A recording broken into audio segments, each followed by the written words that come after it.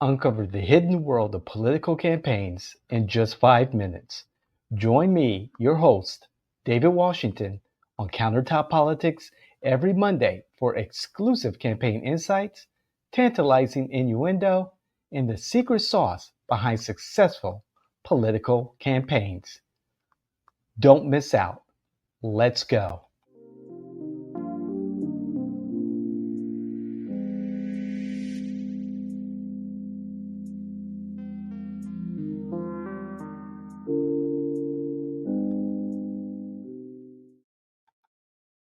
All right, everyone. It's Monday morning or whatever day it is for you. This is Countertop Politics, my personal, professional, political journal on how to win campaigns, period. I'm David Washington, and I am your favorite political innovator. So let's get to it. I really need for you all to learn a little bit about Daniel Moraff and Leanne Fan. This is the couple who brought you, yes, brought you our friend Graham Platner, former candidate as of today. We'll see officially today, July 13th, 2026.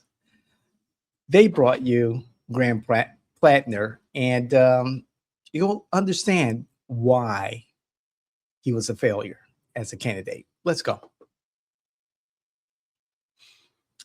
This is an interview with the Wall Street Journal, and the person that's interviewing him, yeah, he's got some issues too, but that's a different story for another time. So let's get to it. How did you find Graham Platner? Well, we went through thousands and thousands of prospects. Then, Leanne pulled up this video of this guy with an oyster farm. My name is Graham Platner, and I live in Sullivan, Maine, the owner of Frenchman Bay Oyster Company.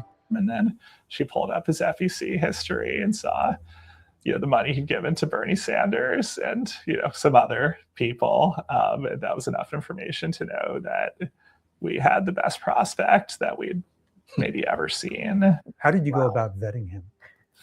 And why did you? We paid a nice firm a whole chunk of money and got some stuff back.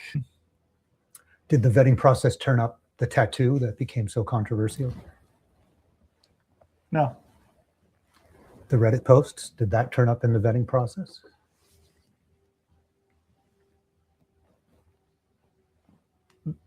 The firm sent us a thing and it had some of the posts, but it didn't have all of them. How did you think your way through the fact that he had posted these things on social media? I said none of this will or should stop him from becoming a U.S. Senator. All right, everyone. Yeah, these are the people who are vetting the candidates that we're supposed to vote on, that we're supposed to support. Now, these two individuals are Harvard educated, couple that have run in the circles of Bernie Sanders, the Democratic Socialists of America, so forth and so on. Mr. Moraff has some current issues going on. Allegedly, there have been allegations of inappropriate behavior on several campaigns, specifically Representative Summer Lee of Pennsylvania. So these are the people who are vetting the folks that we want to lead at the highest level of government. This is what we do differently at J.A. Washington, because this is important for y'all to know and for candidates to know and for the community to know. We have a special vetting process. It is a process. We don't care who you donate it to. We really don't, because the best people need to represent the best ideas of their community, regardless of their political background. More and more people are becoming independent in their voting behaviors. So as far as Democrats and Republicans, people are beginning to look elsewhere. We sit down, me specifically, will sit down with a potential candidate client for upwards of 3 to 4 hours. Yes, 3 to 4 hours in their home, at a restaurant, in a cafe, in multiple locations. Sometimes this process goes on for days and weeks. And I'm not kidding you, it does. And during that vetting time period where we're having these conversations, not only are we vetting the potential client candidate or candidate client, they're vetting us. They're learning what our philosophy towards winning strategies are. And believe me, we lay out everything. I personally lay out everything for our potential candidate client because I don't want any surprises. When they're handed that 14, 15, 16 page contract, they already have a good idea of what to expect from Jane Washington managing their campaign. In these conversations, initial conversations, I'm asking certain questions that are repeated over and over again. We look at certain themes that are repeated over and over again so that I have a good idea of what the community is or is not supporting in this particular candidate. We talk about their politics. We talk about who in their circle push them forward to represent their community at the electoral level. Of course, we talk about finances. How are you going to finance your campaign? But more specifically, do you understand campaign finance? Because it's different from going to your bank account and looking at your bank account and saying, "Oh, okay, I got X amount of dollars. That's what I'm going to use for this campaign, and I should win." No. That's not realistic. Or thinking, "Oh, okay, well, even though you say that you provide fundraising at a very expensive cost, it's expensive for a competent fundraiser. But I'm going to just, see how it goes. And, people will come to me because I'm who I am, I'm who I am supposed to be. I don't know. I've had folks tell me, well, people shouldn't be coming to me or don't aid to me because of who I am. Who are you? No one knows you. You're Mr. Who or Mrs. Who. No one knows you. So in that vetting process, I'll come back to this because I'm getting long-winded.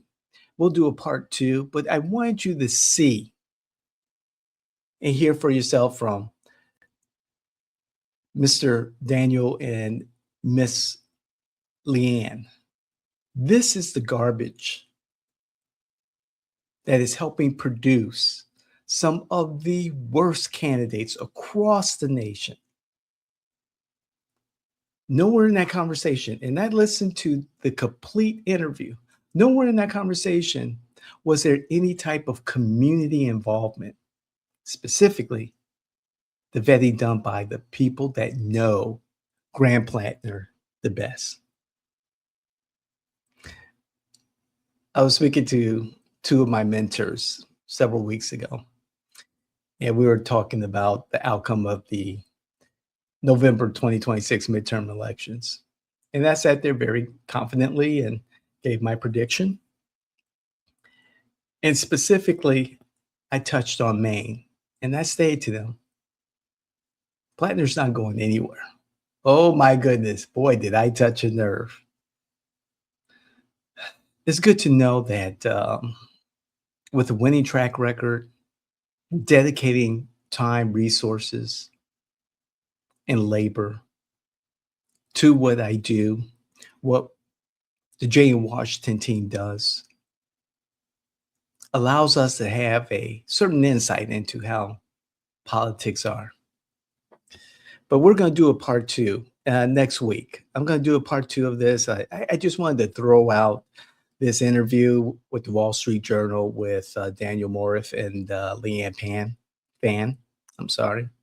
because, man, America got screwed on this one. The voters of Maine, you got screwed. You were taken advantage of. And it's pretty sad. It really is. It really is. It's sad for Maine. It's a sad moment for the National Democratic Party. But hey, the Democratic Socialists of America are coming to save you. Wow. America, wake up. Anyway, if you like or dislike what you just watch or listen to, please comment. Love to hear what you have to say. Put your feelings aside and let's just talk about the facts. Please share this information with those family members, friends, those influencers in the wild, candidates and electeds, especially the candidates, because I bet so many of them and only a few filter through to being represented by the best political advising and campaign management team here in Central Florida. Dollar per dollar. J.M. Washington, LLC. Again, I'm David Washington. This is Countertop Politics. We will see you next week with part 2 of vetting candidates. Okay?